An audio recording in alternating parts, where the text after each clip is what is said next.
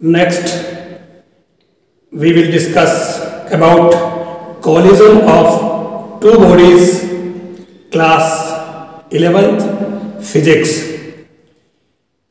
We will discuss about head-on collision of two bodies. पहले आप देखें कि collision होता क्या है. Collision it means कोई भी दो बॉडीज, दो ऑब्जेक्ट जो फिजिकली कांटेक्ट में आते हैं और उस फिजिकली कांटेक्ट में आने पर उनका जो मोमेंटम और काइनेटिक एनर्जी दोनों ही अगर कंजर्व रहे तो उस केस में हमारे ये जो कोलिजन होगी. और स्पेशली इस केस में जब ये कोलिजन, इस कोलिजन में जो मोमेंटम और काइनेटिक एनर्जी दोनों ही अगर कंजर्व रहे तो ऐसे केस में ये जो कोलिजन है वो परफेक्टली इलास्टिक कोलिजन होगी. तो परफेक्टली इलास्टिक कोलिजन के अंदर जब दो बॉडी आपस में जब कोलिजन करते हैं तो उस केस में वो फिजिकली कांटेक्ट में आते हैं. तो आप देखें कि M1 and M2 और बोथ पार्टिकल्स है मास and U1 and U2 are the initial velocity of two bodies. जब ये दोनों ही फिजिकली कांटेक्ट में आते हैं आफ्टर कोलिजन तो उस केस में ये सेकंड स्टेप बनती है. और यहाँ जैसे ही ये कोलिजन होती है तो उस केस में इनकी जो इनिशियली वेलोसिटी है वो दोनों ही चेंज हो जाती है. हमारा यहाँ क्वेश्चन जो यही है कि जब ये इनकी कोलिजन होती है तो इनकी जो फाइनल वेलोसिटी होगी आफ्टर परफेक्टली इलास्टिक कोलिजन वो v1 और v2 क्या होगी. हम यहाँ पर v1 और v2 फाइंड करते हैं. आप देखें हमने पढ़ा कि परफेक्टली जो कोलिजन अपने इलास्टिक कोलिजन है उस परफेक्टली इलास्टिक कोलिजन में हम देखते हैं कि मोमेंटम और काइनेटिक एनर्जी दोनों ही आफ्टर कोलिजन और बिफोर कोलिजन कंजर्व रहती है. तो हम ये दोनों प्रॉपर्टी यूज करते हैं. तो सबसे पहले हमने लिया कंजर्वेशन ऑफ मोमेंटम का जो लॉ है उसको यूज करके और m1 u1 plus m2 u2 ये जो इनिशियल जो total momentum of this particles, this objects और m1 v1 plus m2 v2 ये फाइनली जो टोटल मोमेंटम है ये दोनों ही कंजर्व रहते हैं. तो हमने इसको इक्वल कर दिया. हमने m1 और m1 दोनों में से कॉमन लेकर के u1 minus v1 equal to इसको इधर शिफ्ट किया तो उस केस में m2 जो है कॉमन आ जाएगा v2 माइनस u2. ये हमारा equation number 1. Next, now by law of conservation of kinetic energy आप देखें total kinetic energy before collision equal to total kinetic energy after collision. क्योंकि ये एनर्जी भी कंजर्व रहती है तो आप देखें half m1 u1 square plus half m2 u2 square equal to half m1 v1 square plus half m2 v2 square. आप देखिए हाफ कॉमन लेकर के दोनों तरफ से कैंसिल हो जाएगा तो हमारे पास m1 u1 square plus m2 u2 square equal to m1 v1 square plus m2 v2 square बचेगा. यहाँ पर भी हम इसको और इसको साथ में ले लेते हैं ताकि m1 जो है कम आ जाएगा u1 square minus v1 square equal to m2 और इस टर्म को उधर शिफ्ट कर दिया इसके साथ में तो ये m2 कॉमन आने के बाद में v2 माइनस u2 स्क्वायर बनेगा. मैं यहाँ पर इसकी जगह दोनों जगह इस टर्म का फैक्टर कर दूं a plus b a minus b form में तो ये u1 प्लस v1 और u1 माइनस v1 हो जाएगा. यहाँ पर भी u2 प्लस v2 और u2 माइनस v2 बन जाएगा. इक्वेशन नंबर 2 डाल दूं. अब इस इक्वेशन 2 को हम डिवाइड करें इक्वेशन 1 से तो उस केस में आप देखें दिस अपॉन दिस ये आप देखिए इसके नीचे आ गया इधर दिस अपॉन दिस ये वाली टर्म जो है ये वाली m1 कैंसिल और इसमें ये माइनस वाली टर्म कैंसिल ये cancel u1 plus v1 equal to u2 plus v2. Equation number 3.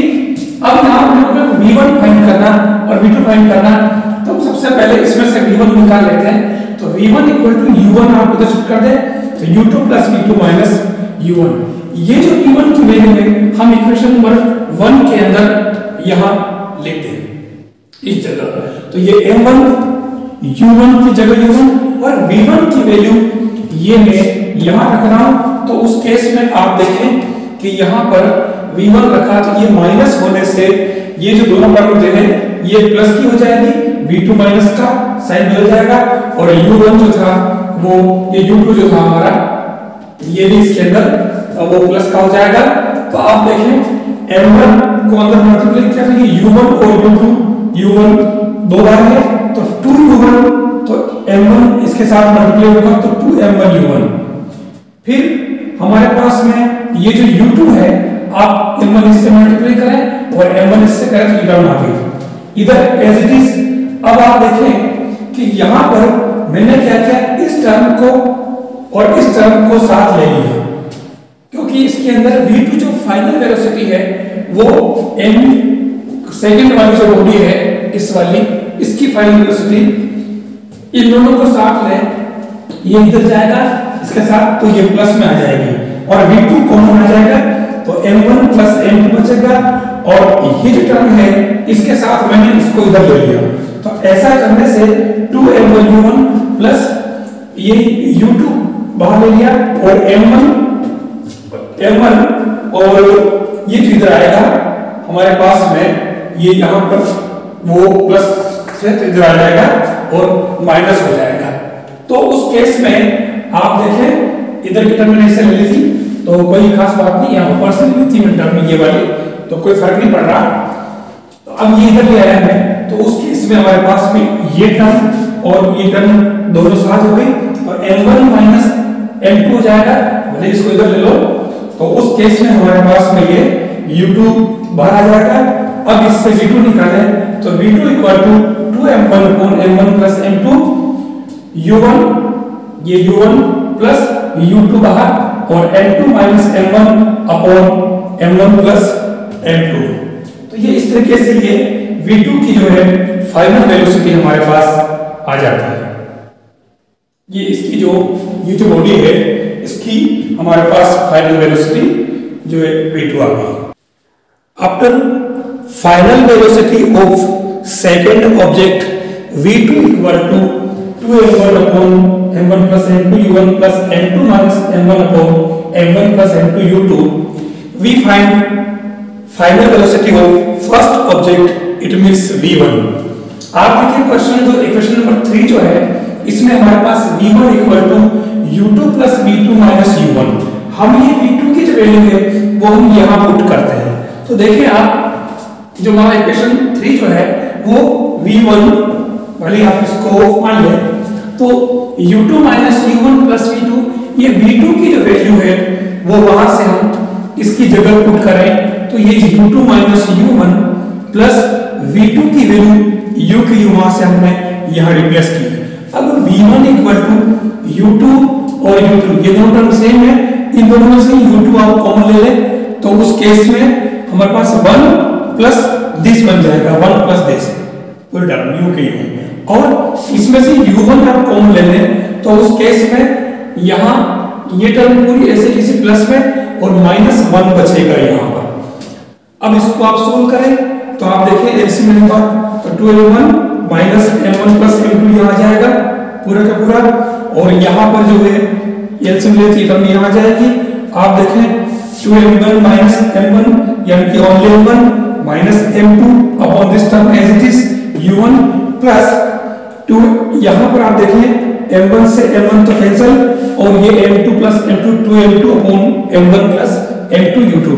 ये जो है फाइनल वेलोसिटी हमारे पास में जो फर्स्ट ऑब्जेक्ट की हमारे पास आ गई, यानी आफ्टर कोलिजन दोनों ही पार्टिकल जो है वो v1 और v2 फाइनल वेलोसिटी से ये मूव करेंगे सेम डायरेक्शन में। तो ये इस तरीके से दोनों आगे। अब इसमें कुछ स्पेशल केस आता है। आप देखें कि अगर हम इसके अंदर ये दोनों जो पार्टिकल जो हमने लिए थे शुरुआत में m1 और m2 मास वाले, अगर हम मान लें स्पेशल केस में स्पेशल केस में कि दोनों पार्टिकल जो है वो अगर सेम मास के, m1 और m2 दोनों ही अगर m मास के हो, तो उस केस में इनकी फाइनल वेलोसिटी पर क्या इफेक्ट होता है। आप देखें, आप m1 और m2 की जगह आप m पुट करें तो v1 आएगा हमारे पास में m माइनस m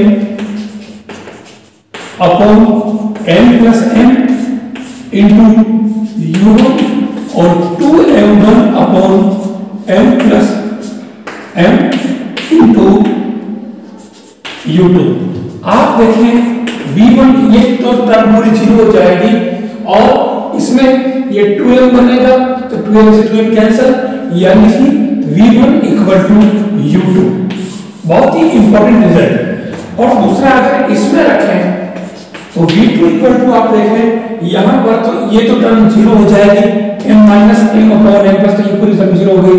अब यहां 2m upon m plus m यानी कि 2m कैंसिल, यानी u1 बचा, तो ये हो जाएगा u1। ये एक काफी इंपॉर्टेंट रिजल्ट है। अलग से क्वेश्चन बनता है इसका कि दोनों का अगर आपको प्रूव करना है कि दोनों के अगर मास सेम है तो परफेक्टली इलास्टिक कोलिजन के अंदर इनकी जो वेलोसिटी है, इनिशियल वेलोसिटी, वो इंटरचेंज हो जाती है। यानी जो सेकंड पार्टिकल्स जो था उसकी जो इनिशियल वेलोसिटी है वो फर्स्ट पार्टिकल की जो फाइनल वेलोसिटी बन जाती है, यानी वो u2 वाला जो है वो v1 वेलोसिटी से मूव करेगा और इधर जो है u1 वेलोसिटी जो थी इसकी इनिशियल वेलोसिटी वो v2 वेलोसिटी से मूव करेगा। ये इस तरीके से दोनों की वेलोसिटी जो है वो इंटरचेंज हो जाती है। कब? जब इनके मास दोनों के सेम हो।